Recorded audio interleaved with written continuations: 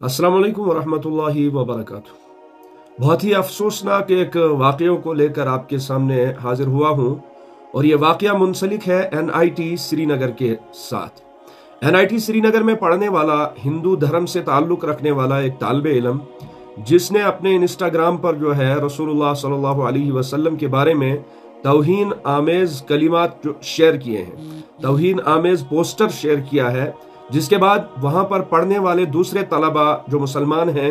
उन्होंने एहतिजाज शुरू किया। और एहतिजाज के बाद जब पुलिस को इस चीज की खबर हुई तो उन्होंने मिलजुल कर उस एहतिजाज को खत्म किया और कार्रवाई की यकीन दहानी की गई है। आए दिन रसूलुल्लाह सल्लल्लाहु अलैहि वसल्लम की शान में मुसलमानों की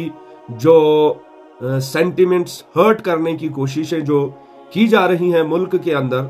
चाहे वो मुसलमानों के मजहबी मुकद्दसात को लेकर किए जाए, मसाजिद को, कुरान मुबारक को, रसूलुल्लाह सल्लल्लाहु अलैहि वसल्लम की ज़ात को लेकर किया जाए,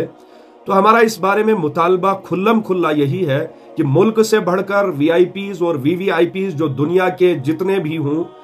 हमारा नबी हमारे लिए, हमारा दीन हमारे लिए, हमारा कुरान हमारे लिए दुनिया की हर चीज से बढ़कर है। इस मामले में कोई कंप्रोमाइज नहीं होगा। इस मामले को लेकर पुलिस को चाहिए, अगर एक गलत कमेंट पर, वर्ल्ड कप के गलत कमेंट पर 7-7, 8-8 लड़कों को UAPA के अंदर बुक किया जा सकता है, तो जो किसी के सेंटीमेंट को हर्ट करे, उसके मजहब को लेकर, मजहबी मुकद्दसात को लेकर, क्या उन पर UAPA नहीं लगना चाहिए? मैं कहता हूं UAPA नहीं, उनको फांसी लगनी चाहिए। जो मोहब्बत, अखुवत और आपसी भाईचारगी को आग लगाना चाहते हैं और साथ ही साथ मुसलमानों को, उनके दिलों को मजरूह करके उनकी जो मुकद्दस हस्तियां हैं उनके साथ जबान दराजियां करके इस तरह की हरकतें करते हैं, तो हमारी पुरजोर गुजारिश रहेगी कि इस मामले को अच्छी तरह से तहकीक करके पाए तकमील तक पहुंचाया जाए।